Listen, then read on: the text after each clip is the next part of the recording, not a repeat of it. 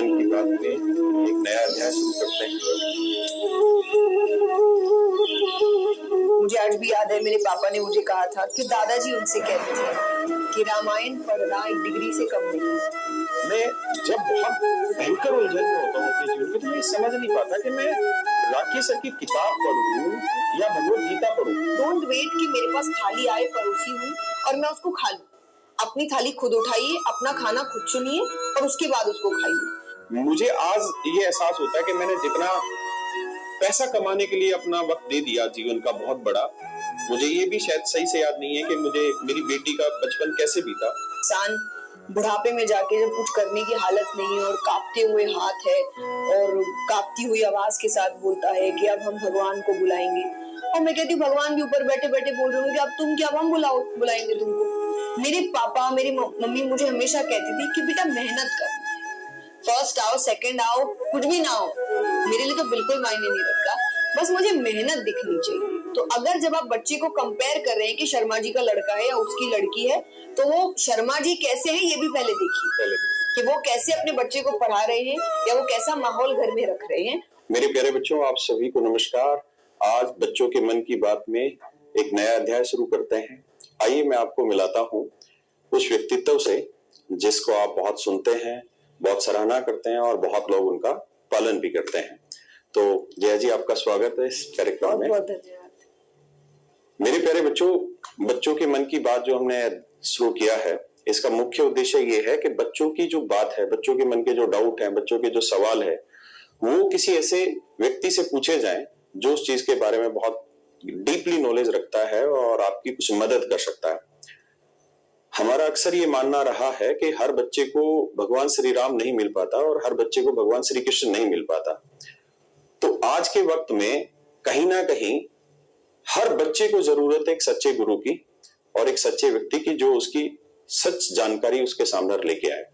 तो मेरा पहला सवाल आपसे ये है कि जैसे भरत थे, उनके जीवन में बहुत कंफ्यूजन था। जब भगवान श्री राम वनवास पर चले गए और उन्हें पता चला तो बड़े व्याकुल हुए और वो भगवान राम से मिले आकर और उन्होंने अपना सारा व्यथा गाया। मन की जो उलझन थी वो गई कि पिता का देहांत हुआ, उसका जिम्मेदार मैं, आप वनवास पे गए उसके जिम्मेदार मैं, मेरी माता की तबीयत खराब रही उसका जिम्मेदार मैं, तो इस हिसाब से तो सबसे बड़ा पापी मैं। ऐसे ही एक वक्त आया जब युद्ध महाभारत का शुरू हुआ और अर्जुन ने सारे हथियार छोड़ दिए और उसका मन विचलित हो उठा। उन्होंने भगवान श्री कृष्ण को कहा कि जिन व्यक्तियों को एक ना एक दिन मरना है उनको मैं अपने हाथ से क्यों मारूं, और ये तो मेरे सगे हैं, अपने हैं। तो उनके मन में बहुत बड़े लेवल पे कंफ्यूजन क्रिएट हुआ इन दोनों ही हस्तियों में। तो भगवान श्री राम ने और भगवान श्री कृष्ण ने, जो कि उनके रिश्तेदार थे, भरत के भाई थे भगवान श्री राम और अर्जुन के रिश्तेदार थे भगवान श्री कृष्ण, वो द्रौपदी को मुंह बोली बहन बोलते थे, तो इस हिसाब से उनका रिश्ता बहुत दूसरा हो। तो वहां पर तो वो लोग थे जिन्होंने उनको जीवन की सही दिशा दिखाई और उनके जो मन में जो भूचाल उठा हुआ था, संशय उठा हुआ था, उसको समझाया। लेकिन आज के समय में हर बच्चे जो तैयारी कर रहा है सरकारी नौकरी की या अपने जीवन में आगे बढ़ने की कोशिश कर रहा है, तो उस बच्चे के पास ना तो भगवान श्री राम जैसा भाई है, ना श्री कृष्ण जैसा रिश्तेदार है जो उसको उस सटीकता में वो ज्ञान दे पाए।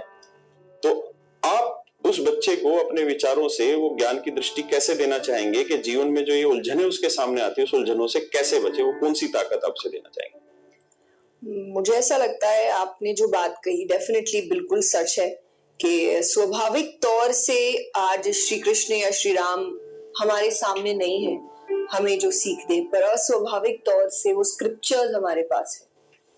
मुझे आज भी याद है, मेरे पापा ने मुझे कहा था कि दादाजी उनसे कहते थे कि रामायण पढ़ना एक डिग्री से कम नहीं है, कि जिसने उसको समझ लिया वो एक तरीके से जीवन को कैसे जीना है ये समझ लेता है कि जब कंफ्यूजन आए तो क्या करना है, जब वचन फर्ज की बात आए तो क्या करना है, जब जैसे श्री राम के पास जब सीता माता का हरण होता है तो सेना नहीं थी और उनके पास एट प्रेजेंट जंगल में वानर ही थे, उन्होंने वानरों की सेना तैयार करी, यानी जो है उसी से बेस्ट निकालो।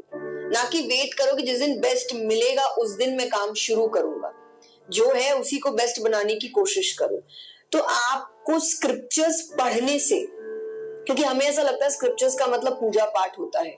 टू बी वेरी ऑनेस्ट, जब आप गीता जी पढ़ते हैं तो कहीं भी वहां पे इस तरीके से नहीं बताया जा रहा कि आप पूजा करिए, आप ये पूजा करिए, ऐसा पाठ करिए। उसमें आपको सीधा सीधा बता रहा है कि जब आपकी स्थिति अर्जुन जैसी हो जाती है तो आपको क्या जिंदगी में सीख लेनी चाहिए, उस कंफ्यूजन से कैसे दूर होना चाहिए, उसको दूर करने के लिए क्या क्या प्रैक्टिसेस आप कर सकते हैं, क्या एक्सेप्टेंस आपके लाइफ में जरूरी है, वो सब आपको एक डिटेल्ड फॉर्मेट में समझाया गया है। तो मुझे ऐसा लगता है कि स्क्रिप्चर पढ़ना आपकी लाइफ में बहुत अर्ली एज शुरू हो जाना चाहिए। हम बहुत लेट शुरू करते हैं, हम भगवान को, क्योंकि अगेन हमारा ये मिथ है भगवान मतलब पूजा पाठ, वो तो बुढ़ापे में करेंगे, उसका भी क्या काम है। लेकिन स्क्रिप्चर्स अर्ली एज में जरूरी है, क्योंकि जितना कंपटीशन आज है, जितना एक्सपोजर आज है और जितना कंफ्यूजन आज है, उतना पहले नहीं था। तो आज तो सबसे ज्यादा सख्त जरूरत है इन चीजों की, क्योंकि ये आपके माइंड को स्टेबल रखते हैं। जब तक माइंड स्टेबल नहीं होगा, डिसीजन मेकिंग अच्छी नहीं होगी, कंफ्यूजन कंटिन्यूसली आता जाएगा। जिस दिन माइंड स्टेबल हो जाएगा, आप देखेंगे सॉल्यूशंस अपने आप आपको मिल रहे हैं, आप खुद चीजों को सुलझाने की कोशिश कर रहे हैं। पर जब कंफ्यूज्ड होते हैं तो हम उलझाने की कोशिश करते हैं चीजों को। The best only emerge when they've been tested.